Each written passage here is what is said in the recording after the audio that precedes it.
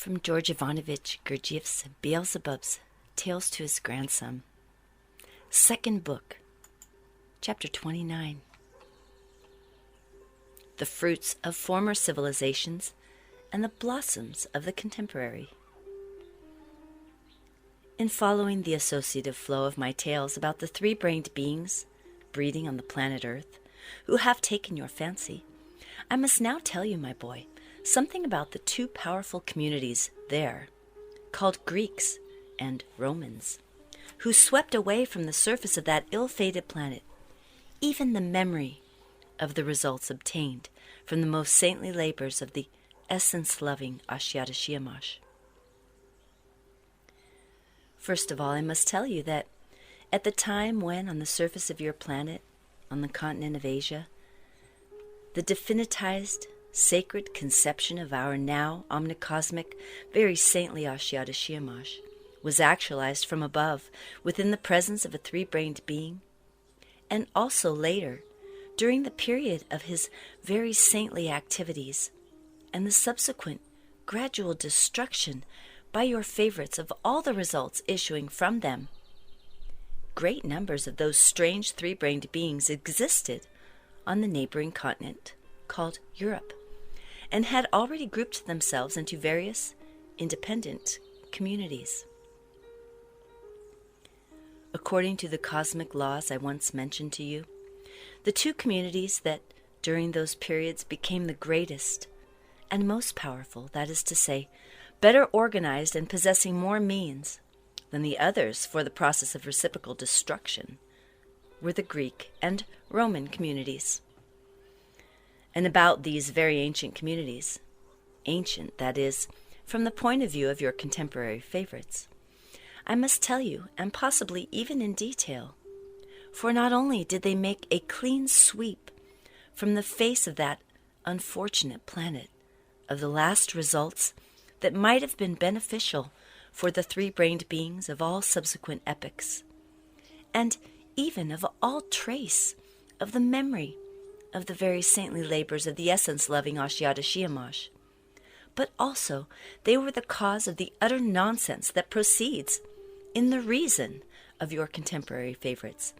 and of the complete atrophy in them of that fundamental being impulse, the main lever of objective morality called organic shame. A closer acquaintance with these large groupings of your favorites, and with the various blessings bequeathed by them to the beings of later epochs, will help you to understand how separate independent communities are formed there, and how a given community, having become powerful, with no thanks to the beings themselves,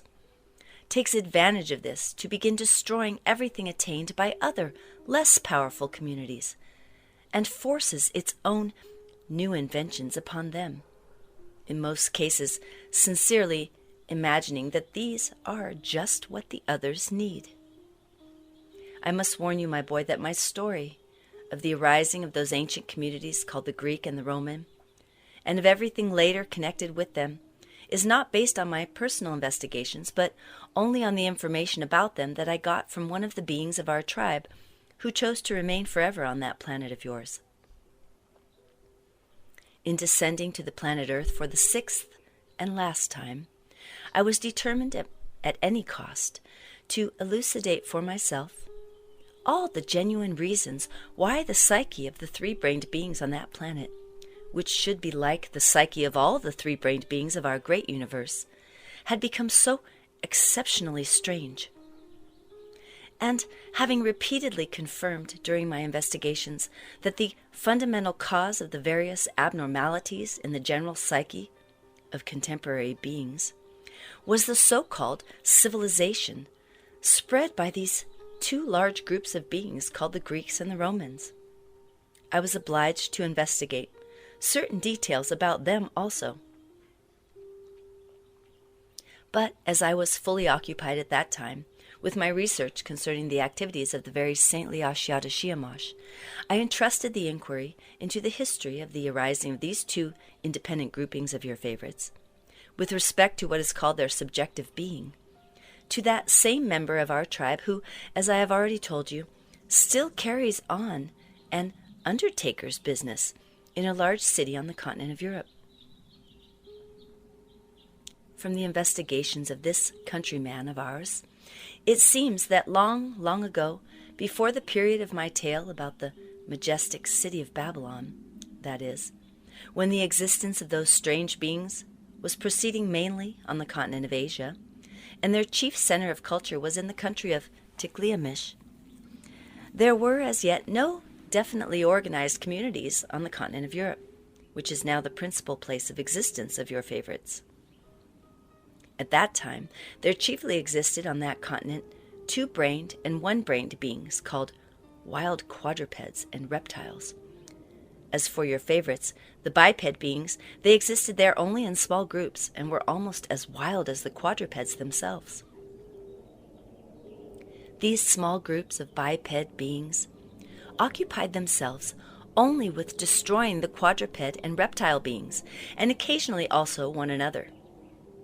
And the number of your favorites on the continent of Europe did not increase until emigrants from Maroplasi, wandering from one region to another, finally arrived on the continent of Europe and settled there. Toward the close of that period, there migrated from Tikliamish to that continent a number of beings of the first Asiatic group who followed 2 quite different professions. Some of them were engaged in various marine occupations, and others in raising cattle and sheep. The sheep-raising families settled chiefly on the southern shores of the continent, which at that time were very suitable for the grazing and fattening of these quadruped beings. And that group of terrestrial beings was then called Latinaki, a word that meant shepherds. At first, these shepherds, with their families and flocks, were scattered in different places. Later on, their numbers gradually increased, partly through the immigration of Asiatic beings with the same profession as themselves, and partly because they were becoming more and more prolific, since nature on the planet Earth had begun to adapt herself to the deteriorating quality of the vibrations she required, which should have been formed from the radiations of these 3-brained beings, by substituting those vibrations obtained only from the process of their sacred raskuarnu,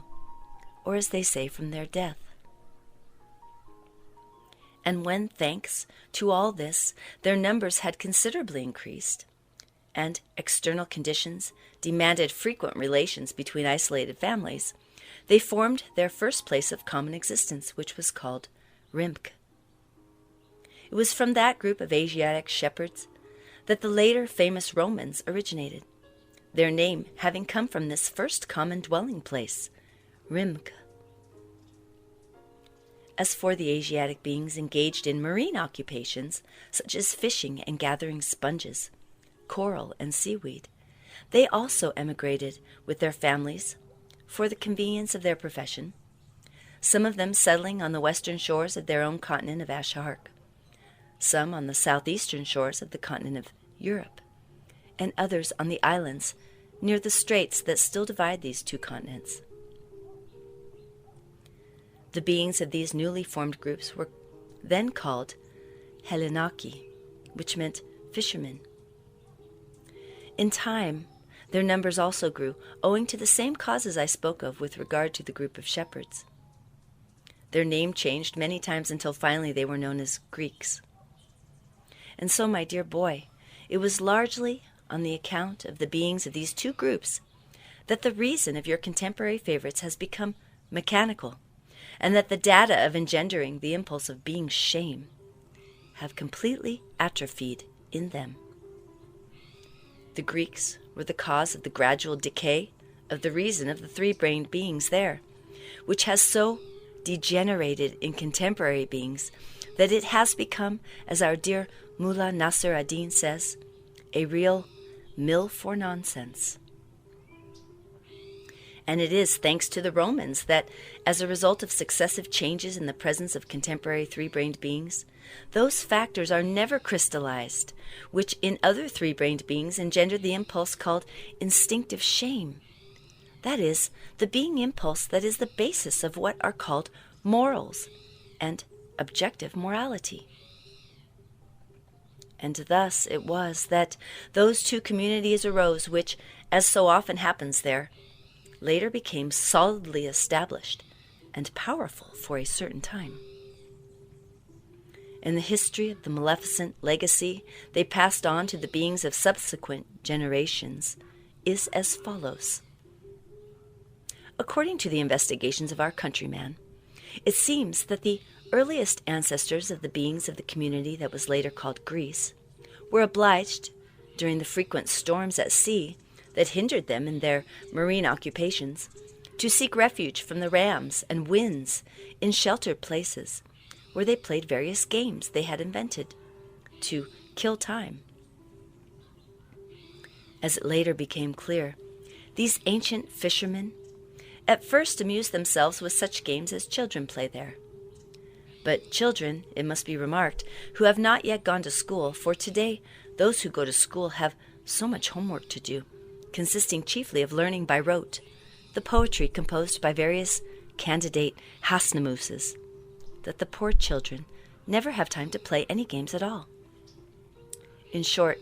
these poor, bored fishermen first played ordinary children's games long since customary there, but later, when one of them invented a new game called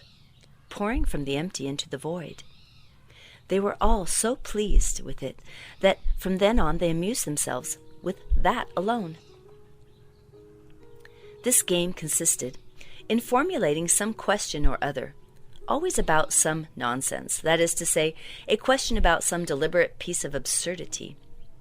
and the one to whom the question was addressed had to answer as plausibly as possible. Well, it was just this game that became the cause of everything that happened later. It turned out that among those ancient bored fishermen, several were so clever and ingenious that, following the principle of that curious game, they became expert in inventing very long explanations. And when one of them discovered how to make what was afterward called parchment from the skin of the fish called shark, some of these skillful fellows, just to swagger before their companions, even began inscribing these long explanations of theirs on these fish skins, employing the conventional signs invented earlier for another game called mousetrap. Still a little later, when these bored fishermen had been replaced by their descendants, the latter inherited these inscribed fish skins, as well as the craze for this peculiar game, and these various inventions. Both their ancestors and their own were given for the first time the high-sounding name of science. And from then on, as the craze for cooking up these sciences passed from generation to generation, the beings of that group whose ancestors had been simple Asiatic fishermen became specialists in inventing sciences of every sort. These sciences, moreover, also passed from generation to generation, and certain of them have reached contemporary beings of that planet almost unchanged. Hence it is that almost half of what are called the egoplasticuri, arising in the reason of the contemporary beings of that ill-fated planet, from which in general what is called a world outlook is formed in beings, are crystallized just from the truths invented by those bored fishermen and their descendants. As regards the ancient shepherds, who later founded the powerful community called Rome, their ancestors also were often forced on account of bad weather to seek refuge for their flocks in sheltered places and to pass the time together somehow or other. And so, since they were together, they did a lot of talking. But when everything had been talked out and they felt bored, one of them suggested that, as a relief, they should take up the occupation which they were the first to call cinque contra uno, 5 against 1, a pastime which has been preserved under the same name among their descendants down to the present time. As long as only the beings of the male sex engaged in that pastime, everything went smoothly and peacefully. But when, a little later, their passive halves, that is to say their women, joined in, and immediately appreciating it, soon became addicted to it, they gradually attained such finesses in this occupation that if our arch-cunning Lucifer himself were to rack his honorable brains, he could not invent even a tithe of the turns these erstwhile shepherds invented and prepared for the beings of succeeding generations of that ill-starred planet. Now, my boy, when these two independent groups of terrestrial beings multiplied, and in accordance with the usual aim of all communities there, during all periods of their existence, acquired every variety of effective means for reciprocal destruction, they began carrying out these processes with other independent communities, for the most part, of course, with less powerful communities, and occasionally between themselves. Here it is very interesting to note that during intervals of peace between these two communities, who were almost equal in the possession of efficient means for reciprocal destruction, the beings of both these groups, whose places of existence were close to each other, often came into contact and had friendly relations, with the result that little by little each picked up from the other those specialties that had originally been invented by their ancestors.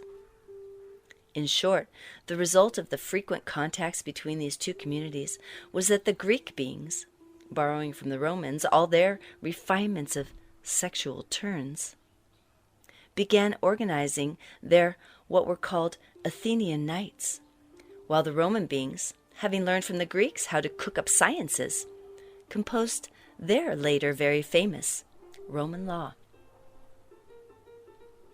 A great deal of time has passed since then. The inventors of both those kinds of being manifestation have long since disappeared, and their descendants, who chanced to become powerful, have also disappeared. Yet, now the contemporary three-brained beings of that planet fondly dedicate more than half their existence and the being energy they have acquired to absorbing and actualizing somehow or other, unconsciously and sometimes even consciously, those two ideals whose initiators were the bored Asiatic fishermen and shepherds. Well then, my boy, later on it seems, when both these groupings of your favorites had acquired many of the aforementioned effective means for the successful destruction of the existence of beings like themselves, and had become past masters at persuading or coercing the beings of other countries to exchange their own inner convictions for the ideals invented by their ancestors,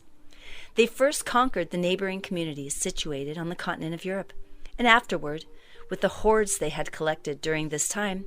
they turned toward the continent of Asia.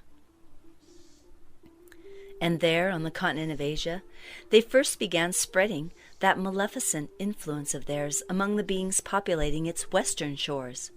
in whom, as I have already said, being impulses for a more or less normal being existence had been instilled for centuries, and then they gradually began to advance into the interior. Their advance into the interior of the continent of Asia met with great success, and their numbers constantly increased, chiefly because the learned beings who had been in Babylon were continuing to infect the reason of beings everywhere on that continent with their Hasnamusian political ideas. What also helped them very much was that there were still preserved in the instinct of the Asiatic beings the results of the influence of the initiates and priests, disciples of the very saintly Ashiata Shamash, who through their sermons had inculcated one of the chief commandments of Ashiata Shamash, which declared,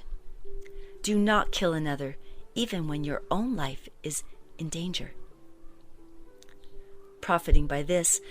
these former fishermen and shepherds could advance very easily, destroying on their way all those who declined to worship the gods they themselves had adopted. That is to say, their fantastic sciences and their phenomenal depravity. These sowers of evil, for all the three-brained beings of all succeeding generations arising on the continent of Europe, especially the Greeks, moved into the interior of the continent of Asia, progressing slowly to be sure, yet effectively. But when, sometime later, there appeared at the head of these hordes that arch, vainglorious Greek, the future Hosnimus Alexander of Macedonia, there began the clean sweep of the last remnants of the results of the very saintly, intentional labors of our now common, cosmic, most saintly Ashyata Shiyamash. After which it was again, as they say, just the old story. Although each time the place of the center of culture of your favorites has changed, a new so-called civilization has arisen, bringing for the beings of succeeding epochs some new maleficence. Nevertheless, not one of these many civilizations has ever prepared so much evil for the beings of later epochs, including, of course, the present one, as that famous Greco-Roman civilization. Without mentioning many other lesser psychic features, unbecoming to the three-brained beings and now existing in the presence of your favorites, that civilization is chiefly to blame for the complete disappearance, especially from contemporary beings, of the possibility of crystallizing in their presence the data for sane logical mentation and for engendering the impulse of being shame. In short, my boy, the ancient Greek fantastic sciences were the cause of the complete atrophy of the former and the ancient Roman depravity of the latter.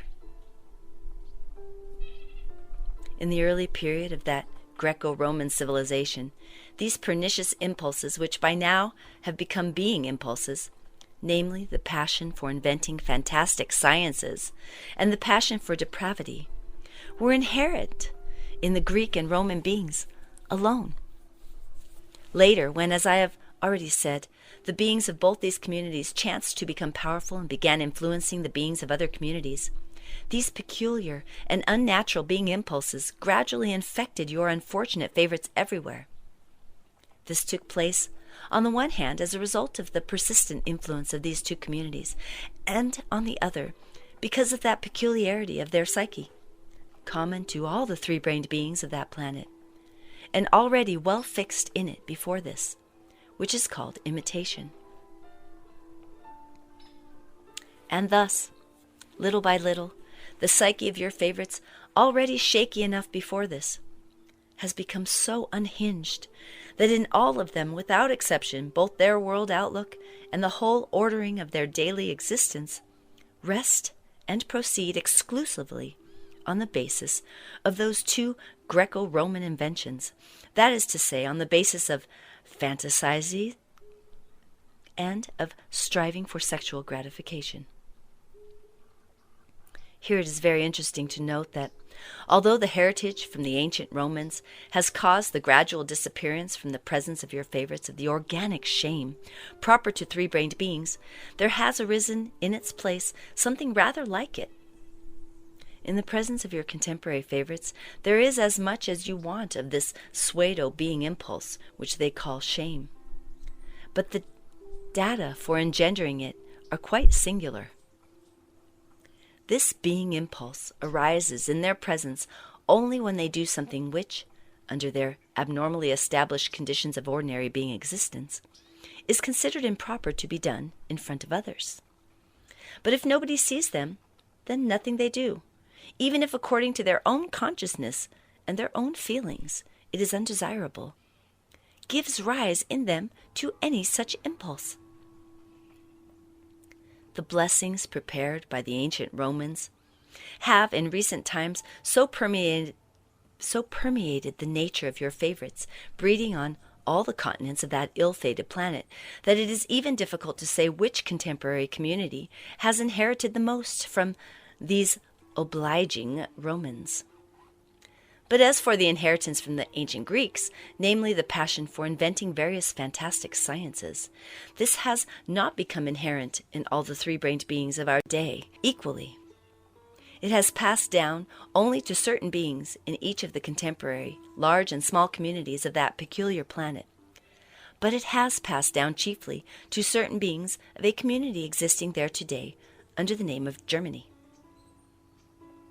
Indeed, the beings of this Germany can boldly be declared to be the direct heirs of the ancient Greek civilization, for it is they who bring every kind of new science and invention into contemporary civilization. Unfortunately, my boy, the beings of that German community have in many respects outdone the beings of ancient Greece.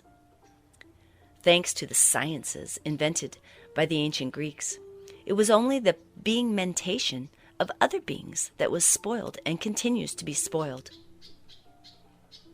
But the contemporary beings of the community of Germany have gone even further. They have become very skillful in inventing sciences that spread the specific disease of wiseacring among the rest of your favorites, and during the process of this disease, many of them, half-consciously, or even quite automatically, chance to notice some small detail of the common cosmic process which actualizes everything existing. Then, when they have shared this information with their colleagues, they together make use of this detail for yet another invention, thereby adding to the number of new means which have so accumulated on that planet during the last 2 centuries that their total effect has now become what is called the resultant decomposing force, counterbalancing the resultant creative force of nature. And indeed, my boy, it is only owing to the sciences concocted by certain beings of contemporary Germany that the other 3-brained beings belonging to all communities have in their turn acquired the possibility of inventing. And almost every day, now here, now there, they think up some new invention or new means which they employ in the process of their existence. And they have brought it about that poor nature there, already enfeebled, without this, through no fault of her own, is scarcely able to actualize her evolutionary and involutionary processes. In order that you may clearly understand how these contemporary beneficiaries have surpassed their benefactors, I must now tell you also about certain means widely used there at the present time, which owe their existence exclusively to these nature-helping heirs of the ancient Greeks. I will describe certain of these means now existing and in use everywhere there, which have been invented by the beings of that contemporary community of Germany. I should like to point out, by the way, one very odd phenomenon, which is that these contemporary successors of the ancient Greeks give names to their maleficent inventions, which for some reason or other all end in ne, ne. Let us take, for example, among the many particularly harmful inventions of the German beings, just those 5 what are called chemical substances now existing under the names of satkyne, aniline, cocaine, atropine, and alizarine, all of which are used there at the present time by the beings of all the continents and islands on that planet, even as our dear Mullah Nasser ad-Din says, without economizing. The first of these means, specially invented by the German beings, namely satkyne, is nothing other than samu kur ruazar, that is, one of the 7 neutralizing gases that arise and are always to be found in the common presence of each planet, and which take part in the completed crystallization of every definite surplanetary and interplanetary formation, and when isolated are always and everywhere what are called indiscriminate destroyers of the already arisen. Concerning this German invention, I also learned, among other things, that a being of that community happened to obtain this gas from some definite surplanetary and interplanetary formations, and noticing its special property, reported his discovery to several of his colleagues. So, owing to the fact that there was then proceeding in the presences of all the beings of their community what is called the most intense experiencing of the chief particularity of the psyche of the 3-brained beings of your planet, namely the urgent need to destroy the existence of others like themselves, these scientists thereupon enthusiastically decided to devote themselves to finding a way of utilizing the special property of this gas for the speedy mass destruction of the existence of the beings of other communities. having begun their practical research with this aim in view, one of these scientists soon discovered that if this gas were concentrated in a pure state, ready to be released at will in any given space at any given time, it could serve their purpose admirably. That was enough for them, and from then on, during the processes of reciprocal destruction, this gas, artificially isolated from the general harmony of the actualization of everything existing, was released in a certain way by the ordinary beings of that community, just when and where the greatest number of beings of so-called hostile communities were gathered. When this particularly poisonous cosmic substance, intentionally liberated into the atmosphere under the said conditions, and striving to reblend with other corresponding cosmic substances, happens to enter the planetary bodies of three-brained beings nearby, it instantly and completely destroys their existence, or at least permanently damages the functioning of one or another part of their common presence. The second of the chemical substances I enumerated, called aniline, is a coloring matter that can be used for the dyeing of most of those surplanetary formations, from which the three-brained beings there make all kinds of objects needed in the process of their ordinary being existence. Although thanks to that invention, your favorites can now dye any object any color they wish, yet how long these dyed objects last? Just here lies buried their famous Bismarck's pet cat. Before that maleficent aniline was invented, the objects produced by your favorites for their ordinary existence, such as, for instance, carpets, pictures, and various articles of wool, wood, and leather, were colored with simple vegetable dyes, which in the course of centuries they had learned how to obtain. And these objects would last from 5 to 10 or even 15 of their centuries. But now, thanks to this aniline, or to dyes with other names that have this aniline as their base, all that remains of these objects after 30 years or so is only the memory of them. And owing to this maleficent aniline, the beings of the community of Germany have been responsible not only for the rapid destruction of the products of all the contemporary beings, but also for the nearly complete disappearance of articles from ancient times from the face of that ill-fated planet. And this was because, for various Hasnamusian purposes, and for their famous, as they call them, scientific aims, they set about collecting the surviving ancient productions from all centuries, and not having the least idea of how to preserve ancient objects, they only hastened their destruction. Moreover, they used the antiquities they collected, and still use them as models for cheap goods, known everywhere on that ill-fated planet as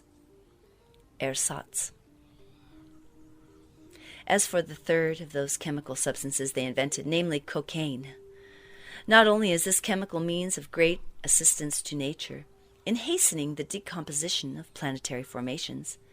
in this instance their own planetary bodies, but it also has an effect on the psyche of contemporary beings of the planet Earth, surprisingly like that which the famous Orgenkunde-buffer had on the psyche of their ancestors. In the days when their ancestors still had within them this invention of the great angel Luisos, they were almost always in exactly the same state as the beings of today, when they introduced into themselves this German invention called cocaine. I must point out, my boy, that even though the action of that German invention is similar to the action of the Orgenkunde-buffer, this came about, of course, without any conscious intention on the part of the beings of Germany. They became colleagues of the great angel Luisos only by chance. At the present time, almost all the beings who become genuine representatives of contemporary civilization introduce into themselves this blessing of present-day culture. They meticulously and with delight and tenderness, and always, of course, as our dear Mullah Nasir ad-Din says, to the glory of the cloven hoofed. The fourth of the enumerated chemical substances, namely atropine, is also in great demand there at present, It has a variety of applications, but is most commonly used for a certain exceedingly strange purpose.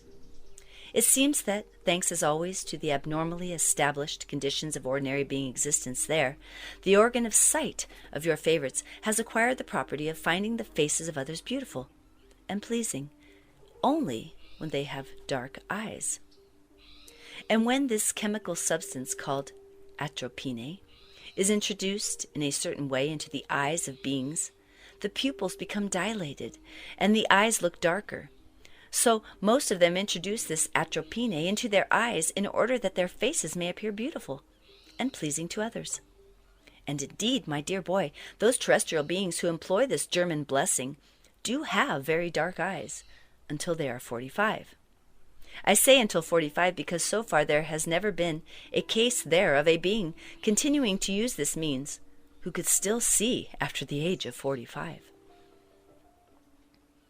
Alizarine, the fifth and last of these inventions, is also widely used there.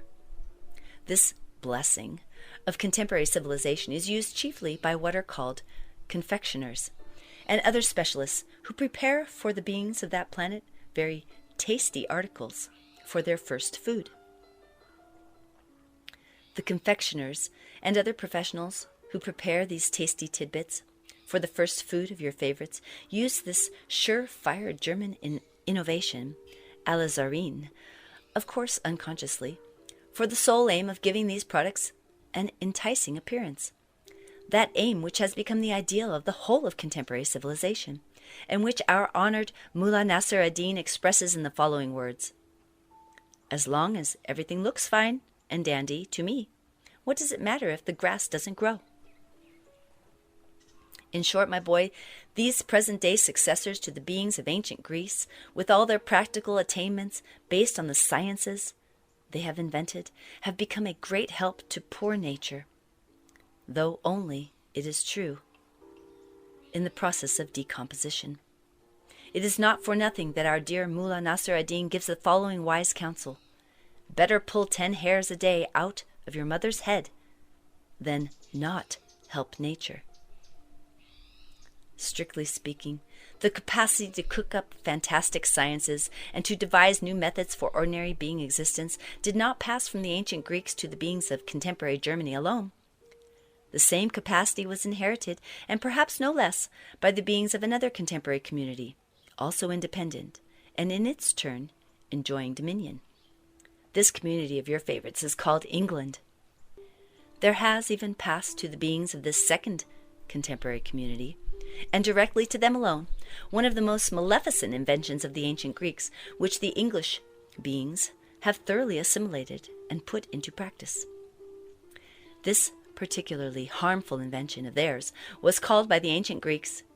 diaphoron, and contemporary beings call it sport. I shall tell you about the contemporary sport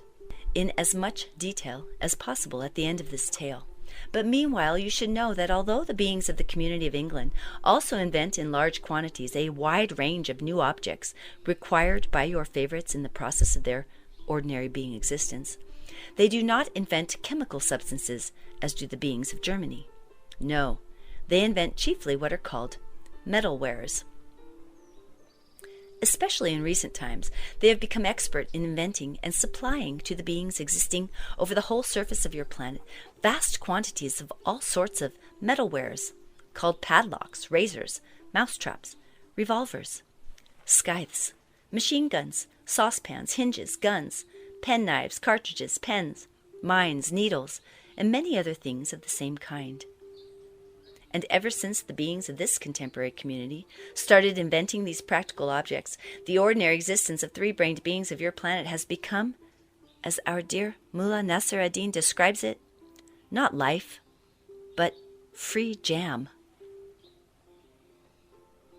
The beings of this community are now the benefactors of the other beings of your planet, offering them, as they say, philanthropic aid, especially as regards their first being duty, namely that of carrying out from time to time the process of reciprocal destruction. Thanks to them, the discharge of that being duty has gradually become for your contemporary favorites the merest trifle.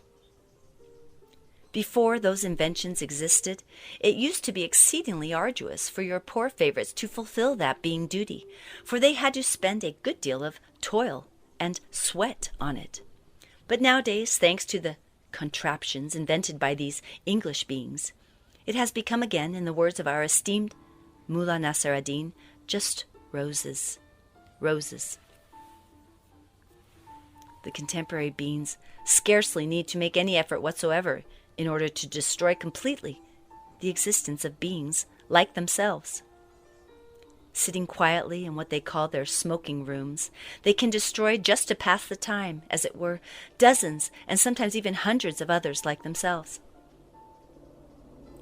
Now, I might as well also tell you a little about the direct descendants of the beings of the Greco-Roman civilization.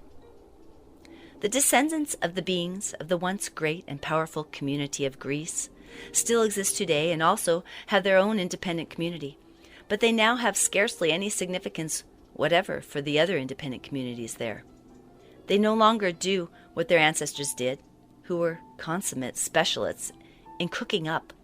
all kinds of fantastic sciences, and if a contemporary Greek were to produce a new science, the beings of other communities would not pay the slightest attention to it. And they would pay no attention to it simply because their community has not at the present time enough guns and ships to be what is called an authority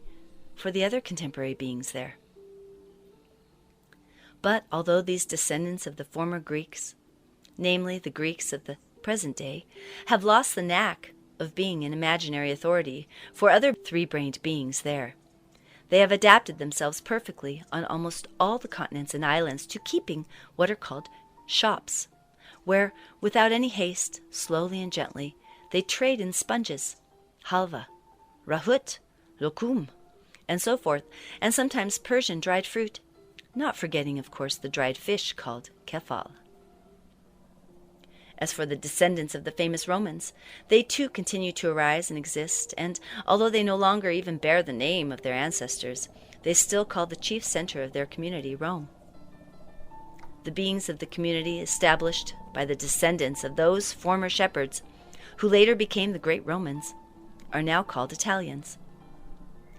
Scarcely anything has been inherited from their ancestors by these Italians except that specific being impulse, which the ancient Romans were the first to crystallize in their presences, and which gradually infected all the other three-brained beings on that planet. At the present time, the beings of that community of Italy led a calm and peaceful existence, doing nothing more than unostentatiously inventing new forms of their harmless and very innocent what is called macaroni. Nevertheless, certain beings of that contemporary Italy have inherited from their ancestors one special and very peculiar property called giving pleasure to others. However, they manifest this inherited need of giving pleasure not toward beings like themselves, but toward beings of other forms. In all fairness, it must be stated that this special property passed to beings of various parts of present-day Italy and became ingrained in their nature, not so much from the great Romans as from their ancestors of considerably later epochs. That is to say, from the time when they began propagating among beings, both of their own and of neighboring weaker communities, the teaching, already distorted for their egoistic purposes, of a certain genuine sacred messenger from above. At the present time, the beings of various parts of Italy manifest this property of giving pleasure to others in the following way. When they destroy the existence of the quadruped beings called sheep and goats, whose planetary bodies they use for their first food, they do not do so all at once, but in order to give them this pleasure, they do it slowly and gently over a period of many days. That is, one day they take off one leg, then a few days later a second leg, then the third, and so on, for as long as the sheep or goat still breathes. And sheep and goats can breathe for a long time without these parts of their common presence, because although these parts do not participate in the main functions of the taking in of cosmic substances required for existence, they do participate in those functions that engender in all beings the impulses giving self-sensation. After what I have just said, there seems to be no need to say more about the descendants of these Romans, who were once so great and so menacing for the other communities there. Now let us talk about that particularly maleficent invention of the ancient Greeks, which is practiced today by the beings of the community of England, and which is called sport. These beings of contemporary England, who make the most use of this particularly harmful invention of the ancient Greeks, have thereby added one more surefire factor for shortening the duration of their existence, already trifling enough without this. Furthermore, experiencing in their turn the greatness of their community, they have now become authorities for the three-brained beings of other communities,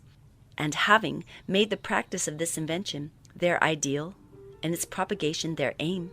they are infecting by every possible means the beings of all the other large and small communities of that ill-fated planet. The cause of this serious misconception was the disappearance from the common presence of your favorites of the possibility of the crystallization in them of those factors which actualize logical mentation in three-brained beings. And since they lack this logical mentation, all of them, almost without exception, accept the statements of certain candidate Hasnamuses affirming that they can obtain something very beneficial for themselves through sport, and now believing these assertions with all their presence, and in the hope of obtaining this benefit, they give themselves up entirely to this sport. None of these unfortunates know, or probably will ever realize, not only that this maleficent sport of theirs brings them nothing beneficial, but that, as I have just told you, owing to this sport alone, they shorten still further the duration of their existence, already sufficiently trifling without this. So that you may represent more clearly to yourself and understand why the duration of their existence is still further diminished on account of this sport, it is now opportune to explain to you, as I have promised, the difference between the duration of being existence according to the Fulas-Netamnian principle and according to the principle of Itoklanos. You remember that when I explained to you how these favorites of yours define the flow of time, I told you that when the organ Kundabuffer, with all its properties, was removed from their presence, and, in conformity with the Fulas-Netamnian principle, they began to have the same duration of existence as all normal three-brained beings arising everywhere in our universe. They also should without fail have existed until their second being body, the Kesdjan body, had been completely coded in them and perfected in reason up to the sacred Ishmet. But later, when they began existing in a manner more and more unbecoming to three-brained beings and entirely ceased to actualize in their presence the being part dog duty foreseen by great nature, which alone enables three-brained beings to acquire the data for coding their higher parts, and when because of this the quality of their radiations failed to respond to the demands of the most great common cosmic trago-auto-egocratic process, then great nature, in order to restore the equilibrium of vibrations, was compelled gradually to adapt the duration of their existence to the principle called Itoklanos, which in general determines the duration of existence of one-brained and two-brained beings that have not the same possibility as three-brained beings, and are therefore incapable of actualizing in their presence the part dog duty foreseen by nature. According to this principle, the duration of their being existence and also the entire content of their common presence generally depend upon the results arising from the following 7 factors in their surroundings. 1. Heredity in general. 2. Conditions and environment at the moment of conception. 3. The combined radiations of all the planets of their solar system during their formation in the womb of their productress. 4. The level of being manifestation of their producers during the period in which they themselves are preparing for responsible age. 5. the quality of being existence of the beings in the immediate surroundings. 6. The quality of what are called teleo-krimalnichnian thought waves, formed in the atmosphere around them, also during the period of their preparation for responsible age. That is, the sincerely manifested good wishes and actions of beings of the same blood. And finally, the quality of their own being, ego-plasticuri, that is, their being efforts for the transubstantiation in themselves of all the data for obtaining objective reason. The chief particularity of existence according to this principle of itok launots is that in the presence of beings existing according to it, depending on the enumerated 7 exterior factors, there are crystallized in their being localizations, or as your favorites say, in their brains, which are the central locations of the sources of manifestation of all the separate independent parts of their common presence, what are called babink and elnosts. That is to say, a certain something that gives to these localizations or brains a definite quantity of possible associations or experiencings. And so, my boy, because these contemporary favorites of yours, the 3-brained beings of the planet Earth, now arise only according to the principle of itok launots, there are crystallized in their brains, from the moment of conception up to the age of responsible beings, these babink and elnosts, with very definite possibilities for actualizing the processes of association. To throw more light on this question and help you understand it better, and not to waste time on explanations concerning the very essence and the forms of functioning of these cosmic actualizations called babink and elnosts, which are lawfully crystallized in the localizations or brains of beings who exist only on the basis of itok launots. I will take as an example those artificial jamtesdernokai, which your favorites also have, and which they call mechanical watches. As you already know, although these artificial jamtesdernokai, or mechanical watches, are of different systems, they are nevertheless all constructed on the same principle of the tension or pressure of an unwinding spring. One system of jamtesdernokai contains a spring exactly calculated and set so that its tension, while unwinding, will last 24 hours. Another system has a spring set for a week, a third for a month, and so on. The babink and elnosts, in the brains of beings who exist only according to the principles of itok launots, correspond to the springs in mechanical watches of different systems. Just as the duration of the movement of mechanical watches depends upon the springs they contain, so the duration of the existence of beings depends exclusively on the babink and elnosts formed in their brains at the time of their arising and during the process of their further formation. Just as the spring of a watch is wound up for a definite length of time, so these beings can associate and experience only to the extent of the possibilities for experiencing put into them by nature, while these babink and elnosts are being crystallized in their brains. They can associate and consequently exist just so long, no more, no less. As mechanical watches can run only for as long as the spring has been wound up, so the beings in whose brains these babink and elnosts are crystallized can experience and consequently can exist only until the babink and elnosts formed in their brains, in accordance with the mentioned 7 exterior factors, are used up.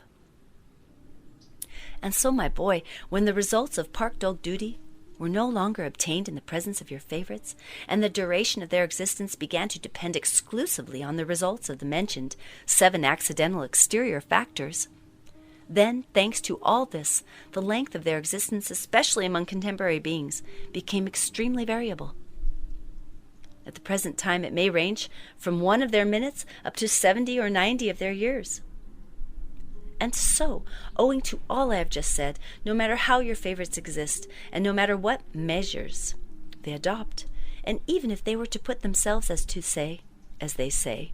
in a glass case, as soon as the contents of the Babiken Dalnost, crystallized in one or another of their brains, is used up,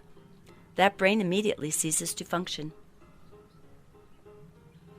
The difference between mechanical watches and your contemporary favorites is that in watches there's only one spring, whereas your favorites have 3 of these independent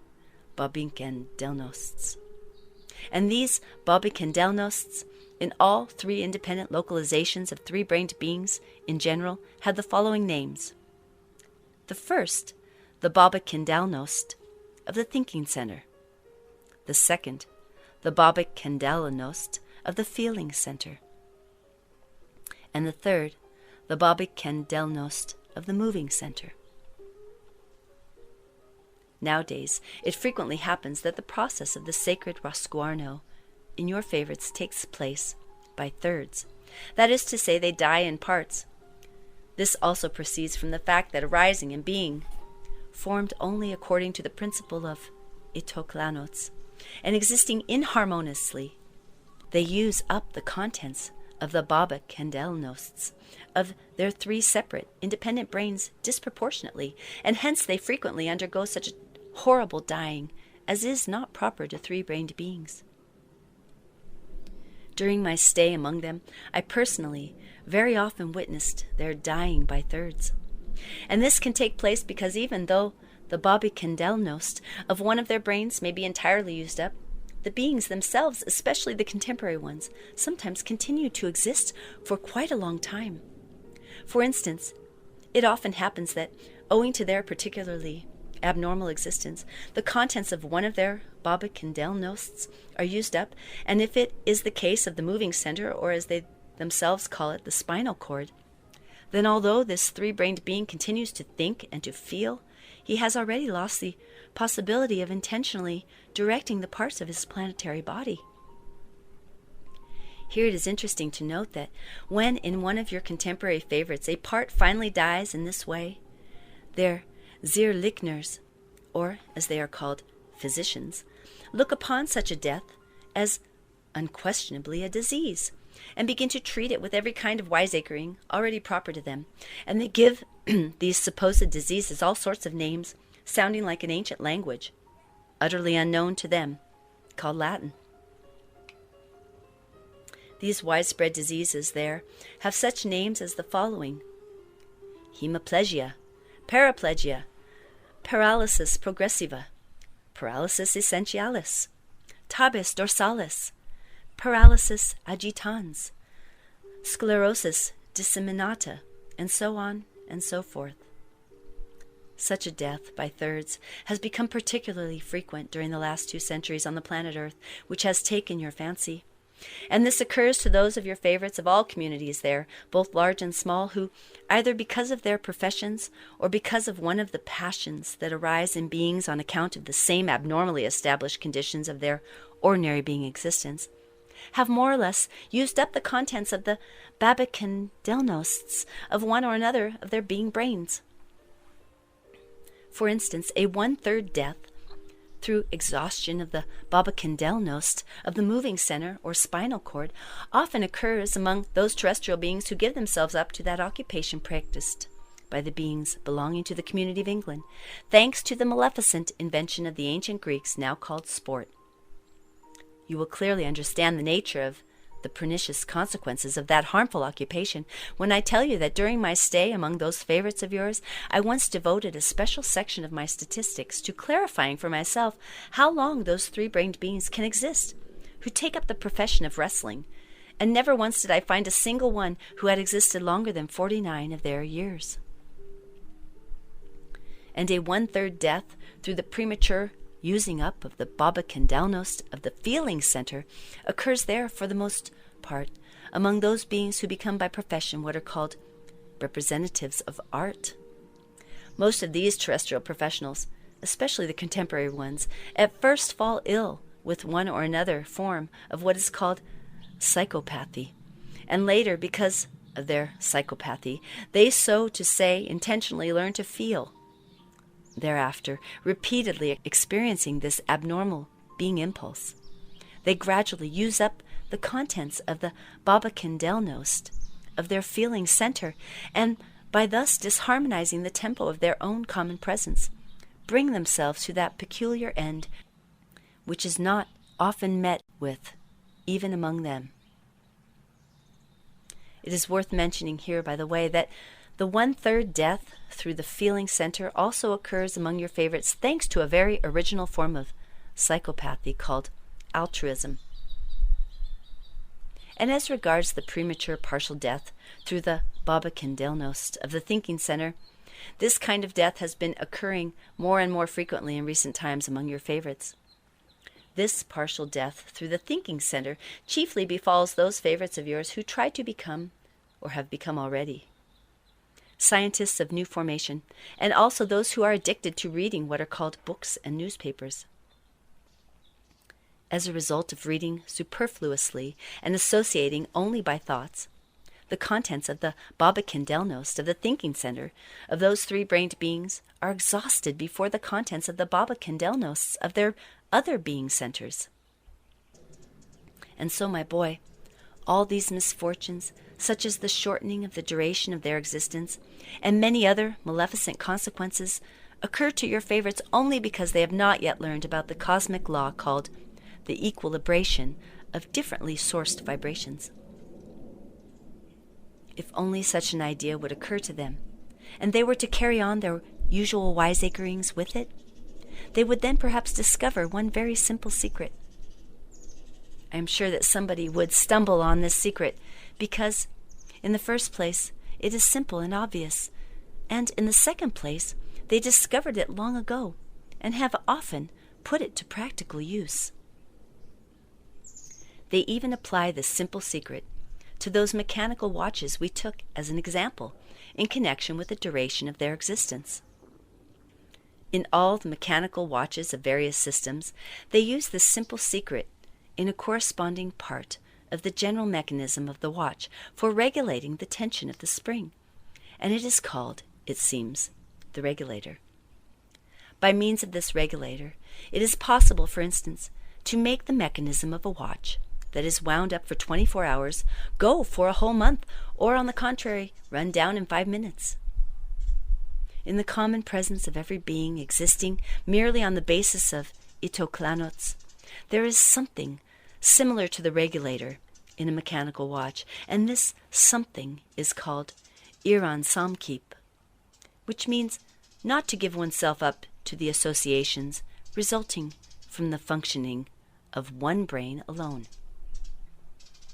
But even if your favorites should hit upon this simple secret, it would change nothing. They still would not make the necessary being efforts, accessible even to contemporary beings, whereby they can, through the foresight of nature, acquire the capacity for what is called harmonious association, which alone creates the energy for active being existence in the presence of every three-brained being, and consequently in them also. But at the present time, this energy is elaborated in the presence of your favorites only during their quite unconscious state, that is, during what they call sleep. But since your favorites, especially the contemporary ones, constantly exist passively under the direction of only one of the separate spiritualized parts of their common presence, and constantly manifest themselves exclusively in accordance with the factors for negative properties, also lawfully arising in their common presence, there proceeds in them that same disproportionate expenditure of the contents of their various Balbenkendelnosts. That is to say, they always experience the possibilities of action, placed in them by nature according to law, though only in one or two of their brains, and in consequence of this, the contents of one or two of their Balbenkendelnosts are prematurely exhausted, whereupon, just like mechanical watches in which the spring has run down, or the force of the regulator has weakened, they cease to act. Sometime later, I shall explain to you why it is that when beings who exist according to the principle of itoklanots manifest under the direction of only one or two of their spiritualized sources, and not harmoniously with all three combined and in agreement, the particular brain in which there has been an excess of associations is prematurely used up and consequently dies, and I shall also explain why, owing to this, the other Bobenkendelnosts are likewise used up, even though they had no part in it. But you should also know that one can still occasionally find certain of your favorites whose planetary existence lasts up to 5 of their centuries. You will then clearly understand that in the case of certain of your favorites, even of recent times, who somehow find out and correctly assimilate in their reason certain details concerning the law of associations,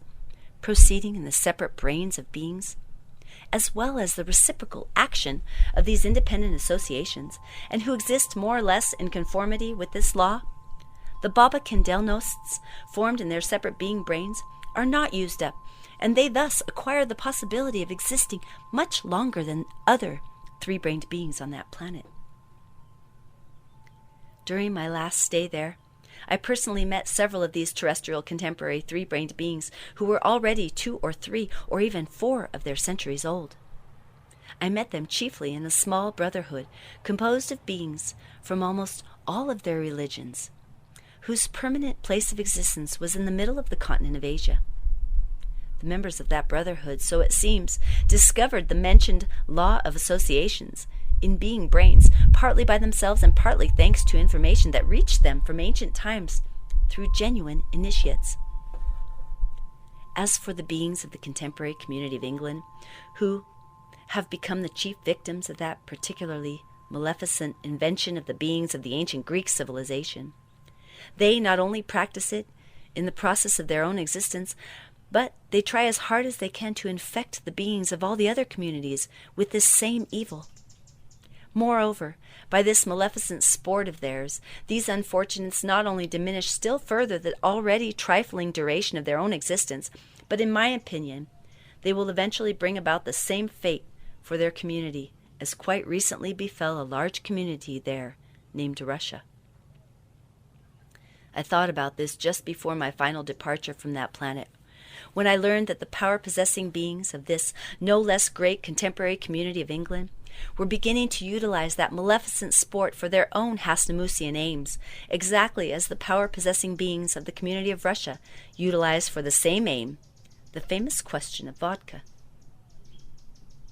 Just as the power-possessing beings of Russia then tried, by every kind of artifice, to instill into the weak wills of the ordinary beings the necessity for the intensive use of this vodka, so the power-possessing beings of England are now maneuvering in every way to infatuate the ordinary beings of their community with this sport of theirs. The forebodings that then arose in me are, it seems, already being justified, and I draw this conclusion from the etherogram I recently received from the planet Mars, informing me, among other things, that although there are more than 2.5 million of what are called unemployed beings in that community of England, the power-possessing beings there take no measures concerning this, but only endeavor to spread still more widely among them that famous sport of theirs. Just as in the large community of Russia, all the newspapers and magazines used to publish countless articles on the question of vodka, so now in the community of England, more than half the contents of all these sowers of evil are devoted to that famous sport.